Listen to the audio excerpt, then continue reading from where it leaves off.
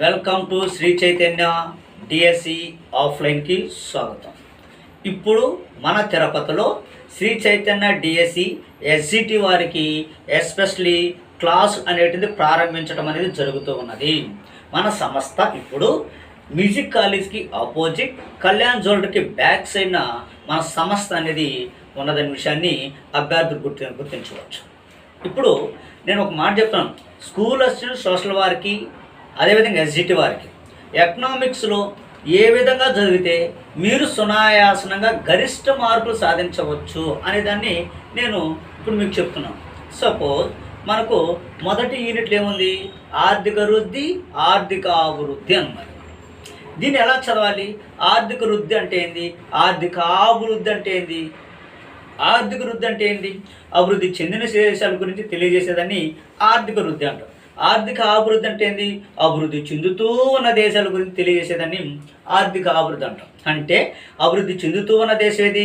భారతదేశం. అభివృద్ధి చెందిన దేశం ఏది? అమెరికా లాంటివి తీసుకోవాలి. ఇప్పుడు ఇక్కడ మనకు కావాల్సినటువంటి అంశాలు ఏంటంటే, ఇక్కడ ఎగ్జామ్ ఏమంటాడనంటే అభివృద్ధి చెందుతూ ఉన్న దేశాల యొక్క లక్షణాలు ఏవి అని అంటాడు. అభివృద్ధి చెందుతూ ఉన్న దేశం మన భారతదేశం తీసుకుందాం. దీని యొక్క లక్షణాలు ఉంటాయి.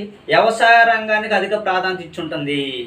అంతే కదా, వ్యవసాయం మీద ఎక్కువ ఆధారపడి ఉంటుంది. అంటే పాయింట్స్, అక్కడున్న పాయింట్స్ని చూడాలి. అదేవిధంగా అధిక జనాభాను కలిగి ఉంటుంది. పేదరికం కూడా అధికంగానే ఉంటుంది. తలసరి ఆదాయం తక్కువగా ఉంటుంది. ఇలాంటి అంశాలన్నీ ఉంటాయి కదా. ఆ పాయింట్స్ అన్నీ కానీ మనం తీసుకుంటే అది మనకు కంటెంట్ ప్రశ్న అవుతుంది. అంతేగాని ఉన్నాయి కదా ప్రశ్న అని చెప్పేసి ప్రకారం చదువుకుంటూ ఆడే కూర్చుంటే పుణ్యకాలం అక్కడే గడిచిపోతుంది. అదేవిధంగా అభివృద్ధి చెందిన దేశం గురించి ఎలా చదవాలి మనం? అభివృద్ధి చెందిన దేశాల యొక్క లక్షణాలు చదవాలి.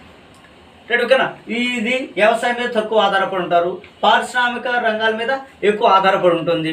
అక్కడ ఉన్నటువంటి పేదరికం అనేటువంటి ఏ విధంగా ఉంటుంది? పేదరికం అక్కడ అని అంటే ఇలాంటి సింపుల్ ప్రశ్నలన్నీ కూడా మనం చదువుకుంటూ ముందుకెళ్ళాలి. ఓకేనా? ఇలా చదివితే ఎకానమీకి ఈజీ. మరి అదేవిధంగా రెండో టాపిక్లు ఏముంది మనకు అంటే మానవ వనరుల అభివృద్ధి అని అంటారు. అంటే జనాభా అంటారు.